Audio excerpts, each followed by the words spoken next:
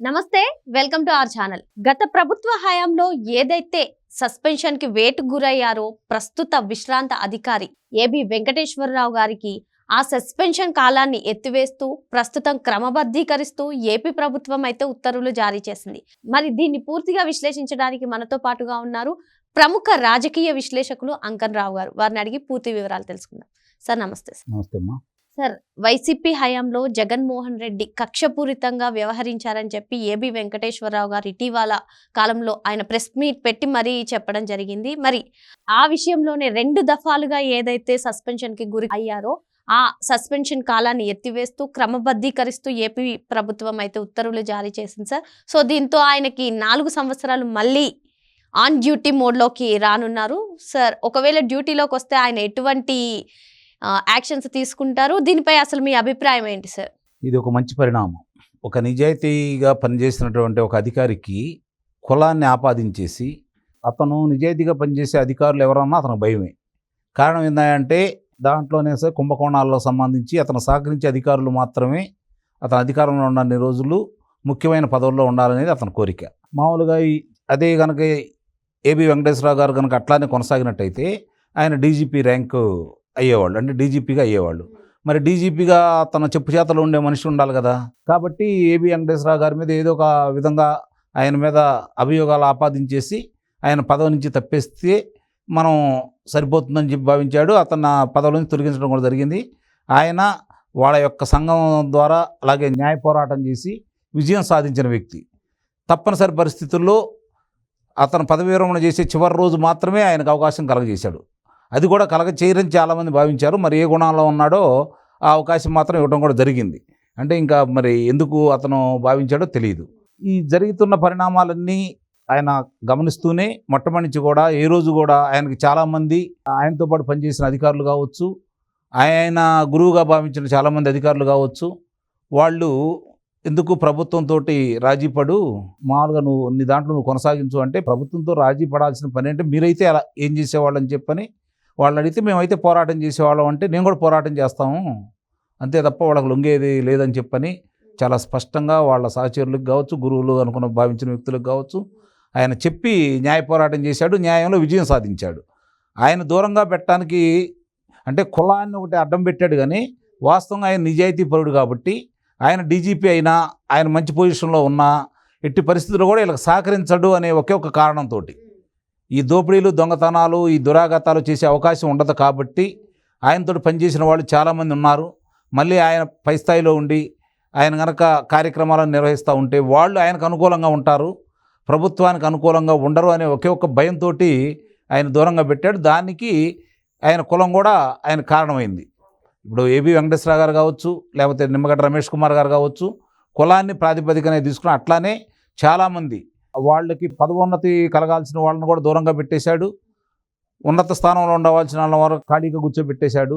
ఎలాంటి విధులు ఇవ్వకుండా సరే ఆ కులాన్ని, ముఖ్యంగా అదే కులమే కాకుండా తెలుగుదేశం పార్టీ అభిమానులుగా భావించేవాళ్ళు, నిజాయితీగా పనిచేసే వాళ్ళందరినీ కూడా దూరంగా పెట్టాడు అతను. గమనించుకోవాల్సిన అంశం. ఇప్పుడు ఈ ప్రభుత్వం వచ్చిన తర్వాత ఆ రోజు వాళ్ళు విధించినటువంటి ఏదైతే సస్పెన్షన్ ఉందో దాన్ని ఎత్తివేస్తూ తీసుకున్న నిర్ణయం మాత్రం హర్షణీయం. న్యాయ పోరాటం చేసి కూడా ఆయన పోస్టింగ్ లాస్ట్ డే ఇవ్వడాన్ని ఎలా చూడాలి? ప్రభుత్వం మారడంతో ఇప్పుడు ఉత్తర్వులు వచ్చాయి, మరి మిగతా వారికి కూడా అలాంటి ఆశ అనేది ఉంటుంది కదా, దీనిపై మీ అంటే సహజంగానే కక్ష సాధించే వ్యక్తి రాష్ట్ర ముఖ్యమంత్రిగా ఉంటే ఏం జరిగింది అనే దానికి ఆంధ్రప్రదేశ్లో స్పష్టంగా చూసాం. రాజకీయ కక్షలు వేరు, వ్యక్తిగత కక్షలు వేరు, కులం మీద కక్షలు వేరు. అతను 3 తీర్చుకున్నాడు. ఒకటి కాదు, ఇక్కడ 3 తీర్చుకున్నాడు. ఆ క్రమంలో ఆయనకి ఇప్పుడు మీరు అన్నట్లు ఈరోజు న్యాయ పోరాటంలో ఆయన విజయం సాధించడంలో ప్రతి వాళ్ళకి అది స్ఫూర్తిదాయకం అవుతుంది.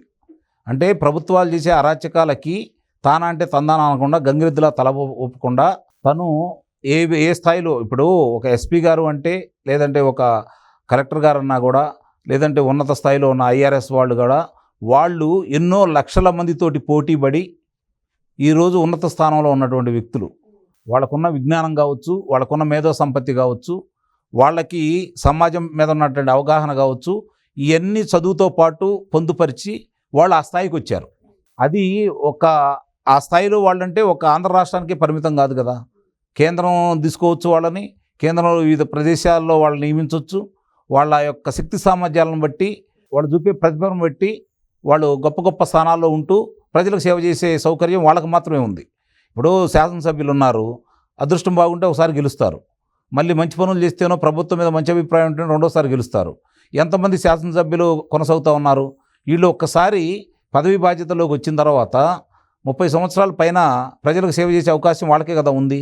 ఇప్పుడు ఎక్కడికన్నా వెళ్ళారనుకోండి, మామూలుగా జిల్లా ప్రధాన వ్యక్తి ఎవరు? కలెక్టర్ గారు.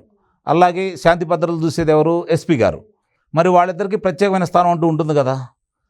మరి అలాంటి ఉన్నత చదువులు చదివి ఆ స్థాయిలో ఉన్న వ్యక్తులు ఈరోజు వాళ్ళు ప్రమాణం చేసినటువంటి ప్రమాణానికి విరుద్ధంగా రాజకీయ నాయకులకి ఆట వస్తువులుగా మారిపోతూ వాళ్ళ చేతిలో కీలుబొమ్మలుగా ఉంటే పరిణామాలు ఎలా ఉంటాయని చెప్పి ఆంధ్ర రాష్ట్రంలో మనం క్షుణ్ణంగా చూసాం. ఇప్పుడు ఏబి వెంకటేశ్వరరావు గారు లాంటి వ్యక్తులు చూసిన తర్వాత చాలామందికి జ్ఞానోదయం కలగాలని అయితే మాత్రం ఈ ద్వారా నేను వాళ్ళని కోరుకుంటున్నాను. ఎందుకంటే ఇప్పుడు కూడా సహకరించిన కొంతమంది అధికారులను చూస్తున్న తర్వాత, 5 సంవత్సరాల్లో ఆ ప్రభుత్వానికి సహకరించిన అధికారులు చూస్తున్న తర్వాత ప్రజాధనం వాళ్ళకు ఒకవేళ 10 రూపాయలతో రావచ్చు, కానీ ప్రజల ధనం 90 రూపాయలు రాజకీయ నాయకులు దోచుకుంటా ఉన్నారు. ఇది గమనించుకోవాల్సిన అంశం. అందుట్లో మీ బంధువులు ఉంటారు, మీ బాబాయిలు ఉంటారు, మీ మామయ్యలు ఉంటారు, వాళ్ళ బంధువులు ఉంటారు.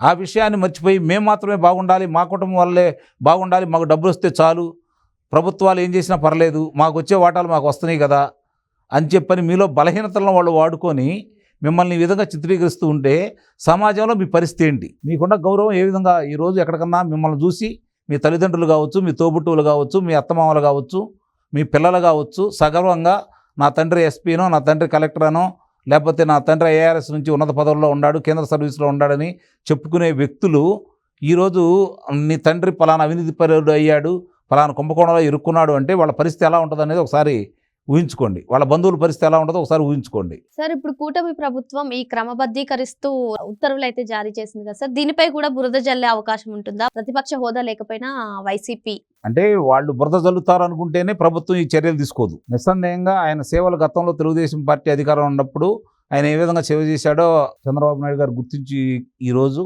ఆయన మీద ఉన్నటువంటి నిబంధనల్ని ఎత్తివేసి సులభతరం చేశారని అయితే నేను భావిస్తున్నాను. దాంతోపాటు ఆయన హోదాకు తగ్గ పదవి ఇచ్చేసి రాష్ట్రానికి ఇంకా సేవలు చేసుకునే అవకాశం ఈరోజు చంద్రబాబు నాయుడు గారికి వచ్చింది. కాబట్టి దీంతోటే కాకుండా ఆయనకు సరైన పదవి బాధ్యతలు అప్పచెప్పేసి ఆయనకి ఈరోజు చాలా కార్యక్రమాలు వీళ్ళు ఒక్కొక్క కుంభకోణాలు బయటకు వస్తున్నాయి. కాబట్టి దానికి సంబంధించిన బాధ్యతలు ఆయనకు అప్పచెప్పి ఆయనకంటూ ప్రత్యేకంగా కొంతమందిని కనుక నియమించేసి చట్టబద్ధత కల్పించేసి కనుక ఆయనకు అవకాశం ఇస్తే ఈ ప్రభుత్వానికి చాలా పని తప్పిద్దని భావిస్తున్నాను నేను. ఎందుకంటే ఆయన పేరు చెబితేనే నిద్రలో కూడా ఉలిక్కి పడతారు వైసీపీ వాళ్ళు, అధినాయకుడు కావచ్చు, లేకపోతే వాళ్ళ నాయకులు కావచ్చు. ఎందుకంటే వీళ్ళ గుట్టుముట్లన్నీ కూడా ఆయనకు తెలుసు, వీళ్ళు చేసిన అరాచకాలన్నీ ఆయనకు తెలుసు. ఆయన దగ్గర పనిచేసిన సిబ్బంది ఉన్నారు, నిజాయితీగా ఉన్న వాళ్ళందరూ ఉన్నారు. రేపొద్దున వాళ్ళందరినీ ఏరి కోరి దాని మీద ఆయన కనుక సంధించాడు అనుకోండి, వాళ్ళ మీద నిస్సందేహంగా ఇప్పుడు జరిగిన కుంభకోణాల కంటే కూడా ఇంక వివరాలన్నీ బయటకు వస్తాయి. ఆ భయం అనేది వాళ్ళకి వెంటాడుతూనే ఉంది. అందుకనే ఈయన పేరు చెబితే నిద్రలో కూడా ఉలిక్కి పడతారు. ఇప్పుడు 4వ సింహం అంటారు పోలీసుల్ని. నిస్సందేహంగా ఆయన సింహం లాంటి వ్యక్తి. ఆయనకి న్యాయం జరిగినందుకు సంతోషిస్తున్నాను. అలాగే మంచి ఉన్నత పదవి ఇచ్చేసి ఆయనకి ఈ ప్రభుత్వం ఆయన సేవలు కూడా వినియోగించుకుంటే ఇంకొంచెం బాగుంటుందని అయితే నేను భావిస్తున్నాను. ఆలోచనతో ఆయనకున్నటువంటి ఈరోజు ఆయనకున్నటువంటి ఈ సమాజంలో సంబంధించినటువంటి చాలా విషయాలకు ఆయనకు అవగాహన ఉంది. ఒక పోలీసే కాదు, రైతు బిడ్డ, సమాజం మీద మంచి అవగాహన ఉంది, చదువుల మీద మంచి అవగాహన ఉంది. కాబట్టి వీటన్నిటినీ దృష్టిలో పెట్టుకొని ఆయనకు సరైన పదవి ఇచ్చేసి ఆయన వినియోగించుకుంటే ఆయనకి రాష్ట్రానికి మేలు చేసిన వాళ్ళు అవుతారని అయితే నేను భావిస్తున్నాను. మొత్తానికి ఈ ప్రభుత్వం ఏదైతే నిర్ణయం తీసుకుందో ఇది చాలా మంచి నిర్ణయం అని చెప్పి, శుభదాయకం అని చెప్పి సార్ చెప్తున్నారు. Thank you sir. Thank you.